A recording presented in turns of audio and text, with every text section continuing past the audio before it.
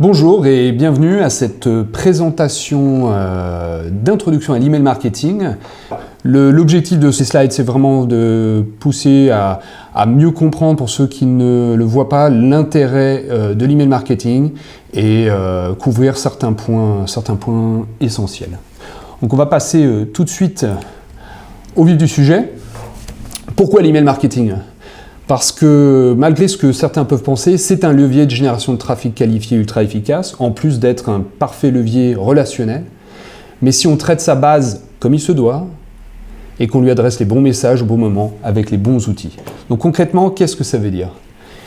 Une génération de trafic qualifié vers son site, pour une transformation efficace, ça veut dire avant tout construire et travailler sa base correctement. Aujourd'hui, ça veut dire identifier des opportunités de collecte d'adresses et de qualification, et il y en a de nombreuses. Il faut arrêter, comme je le vois encore aujourd'hui, avec la tendance à la collecte en volume et aller vers dans la collecte de qualité. Donc ça veut dire élargir ses opportunités de collecte, d'une part. Donc l'inscription, évidemment, doit être possible à tout moment sur son site. Ce sont des call to action de valeur. Tout événement est une opportunité pour collecter légalement des adresses qualifiées, je dis bien légalement, se référer à la CNIL si besoin est, et éventuellement aux conditions d'utilisation de sa plateforme. Je fais un petit clin d'œil à un client. Fans et followers, évidemment, sont encouragés à régulièrement s'inscrire. Tout support doit mentionner la communication numérique.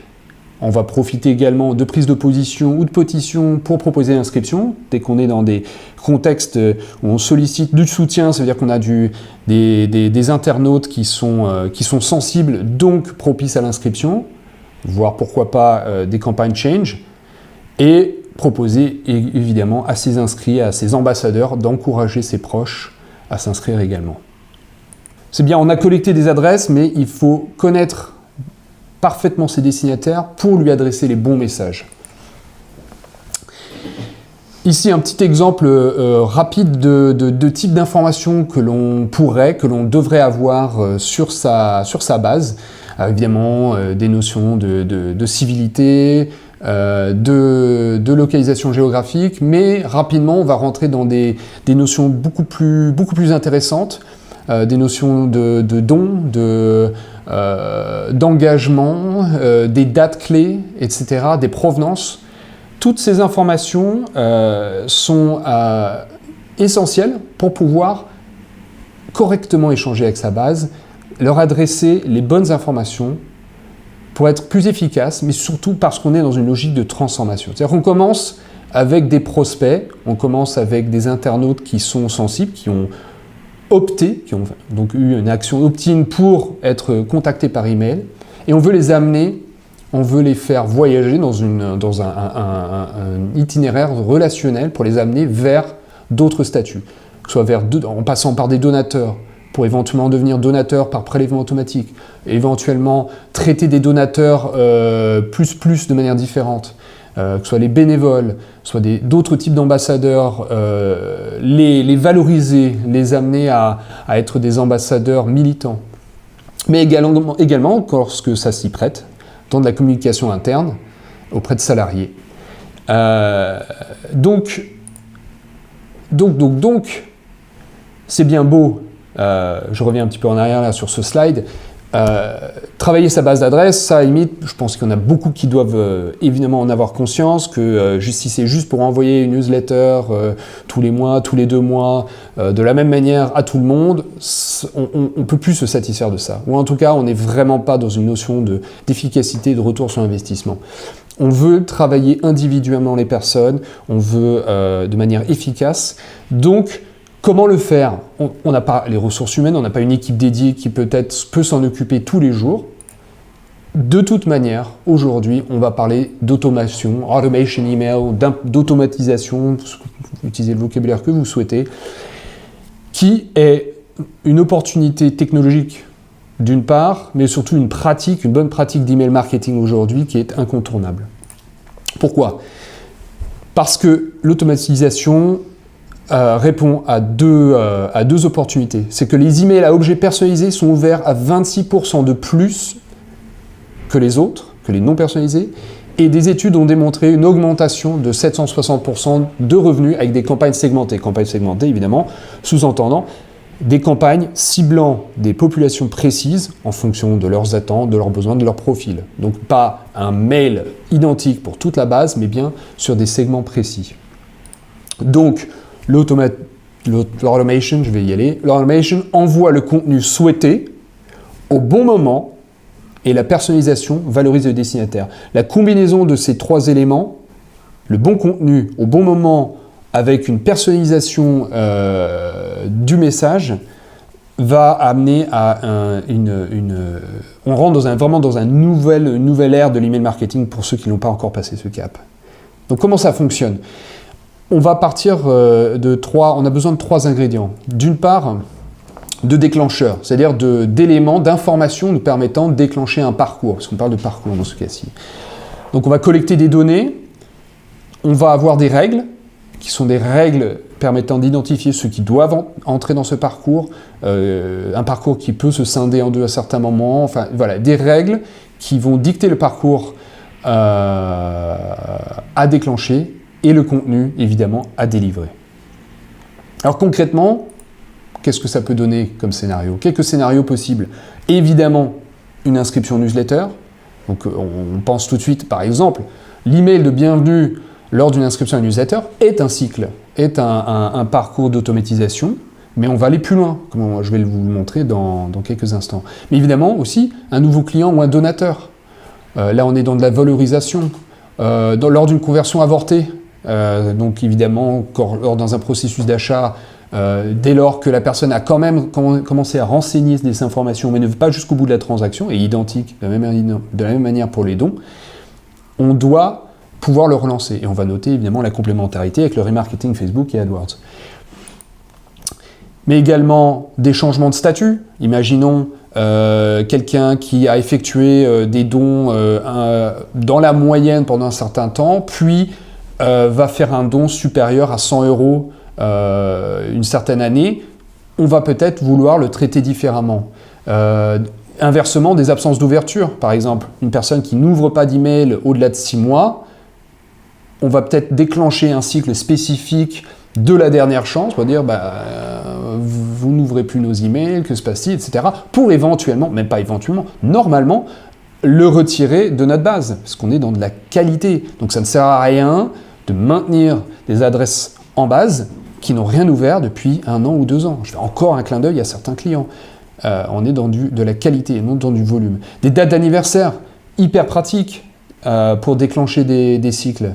Et de l'affinité pour une thématique de contenu. Donc tout ça en s'appuyant notamment aussi sur un système de tracking efficace, tel que notamment Tag Manager et Analytics. Et la synchronisation avec votre CRM, ce qui serait vraiment l'idéal. Là, on est dans le temps réel et l'optimum de la personnalisation. Alors un exemple visuel d'un cycle suite à une inscription newsletter, je vais aller assez vite puisqu'on va le voir à l'écran, mais lors d'une inscription. Là, ici, c'était un scénario où ce sont des inscrits à une newsletter qui n'étaient pas donateurs. Donc on a déjà des critères. Il faut qu'ils n'aient pas donné. Mais ils s'inscrivent à la newsletter. Donc on déclenche des emails. Des emails de confirmation d'inscription, classiques. Un email de découverte des actions. Ce ne sont pas des donateurs, ce sont des nouveaux arrivants. Donc on va fournir plus d'informations. À 3 mois, on va inviter à nous rejoindre sur d'autres supports, type réseaux sociaux. À 6 mois, on les valorise en leur demandant leur avis sur les emails, les newsletters qu'ils ont reçus. Et à 1 an, pourquoi pas, les remercier pour leur fidélité et, s'ils ne sont pas encore donateurs, les inviter à passer au niveau suivant de l'implication auprès de notre association, puisqu'ici il s'agissait d'une association. Donc le cycle d'accueil, il faut vraiment le voir que l'automatisation, on la configure une fois et ensuite elle travaille pour nous de manière automatisée pour entretenir une relation de qualité au bon moment et personnalisée auprès de nos prospects pour les amener tranquillement vers des statuts supérieurs. Et il faut voir que tout ça, ça reste peut-être théorique, je suis dans des schémas, mais concrètement, Alors là, je vais faire la promotion d'une plateforme que j'utilise beaucoup, qui est ma favorite, mais ça marche pour d'autres plateformes, qui est celle de Campaign Monitor, simplement parce que pour la mise en place d'un workflow, c'est extrêmement intuitif, donc il n'y a vraiment aucune excuse. On doit simplement avoir réfléchi aux critères, au scénario. Ensuite, la mise en place ne nécessite pas de connaissances ou de ressources particulières. On est vraiment dans une mise en place extrêmement simple. Ici, par exemple, j'avais monté un workflow rapide que je pouvais partager en imaginant on a une personne qui a donné, il y a 12 mois, à date d'anniversaire, on va, donc sous-entendu, elle n'a pas fait de nouveaux dons depuis plus de 12 mois, à date d'anniversaire, on déclenche un email avec un message, ici avec 2 critères, je fais une version simple, parce que sinon tout ça, ça ne rentrait pas sur un écran, mais un critère qui serait est-ce que le montant était supérieur à 100 € ou inférieur à 100 €? Pouf, 2 messages différents. Ici, l'idée étant juste de montrer la facilité avec laquelle on peut monter des workflows dès lors que l'on a les informations. Donc, d'où l'importance de qualifier sa base. Alors, quel message doit-on envoyer dans ces cas, que ce soit de manière régulière ou dans des workflows? On veut avant tout, et là je me répète, une communication adaptée. C'est-à-dire qu'on doit cibler, on prend en compte le profil de nos cibles, ses attentes et nos objectifs. On n'est pas on ne ratisse pas large, on n'arrose pas tout le monde de la même manière avec des messages trop larges. On est sur du ciblage, on est sur de la qualité. Donc un message qui est impactant, qui est au bon moment et qui est le plus personnel possible. Je rappelle, taux d'ouverture 26% supérieur pour des emails personnalisés. Je parle des objets, mais ça se retrouve aussi dans les clics lorsque le contenu est personnalisé. Et donc exploiter les opportunités techniques. Alors quelques exemples, par exemple, de messages. Ici, avec un message qui se veut très simple, impactant, on a vous allez voir tout de suite après pourquoi c'est encore plus important aujourd'hui, on est sur des messages clairs pour une lecture rapide avec des actions évidentes. On va s'appuyer sur des visuels impactants d'entrée, dès qu'on ouvre l'email, un message et des call to action évidents tout de suite en fin de mail. D'autres exemples ici, avec des messages un peu plus denses, mais pareil, on reste dans des contenus avec des CTA qui arrivent d'entrée dès le début du message, des informations claires, on est dans de la lisibilité. Si on a des doutes, on s'appuie aussi sur d'autres opportunités technologiques telles que l'A/B testing. Évidemment, ça, incontournable, votre plateforme doit le proposer. Ça doit être natif dans votre plateforme, sur votre plateforme de routage. Faire de l'A/B testing, que ce soit sur l'objet, on a le moindre doute, on se pose des questions, c'est une bonne occasion pour tester un langage, en plus le tester auprès peut-être de segments spécifiques, voir est-ce que ce type de langage parle plus à ce type de segment ou pas. Qu'est-ce qui fonctionne le mieux, qu'est-ce qui appelle le mieux à l'ouverture, au clic, etc. Donc l'A/B testing est essentiel. Mais les clics, ce sont la finalité, ça ne sert à rien d'avoir un superbe objet et un email derrière qui ne cliquent pas.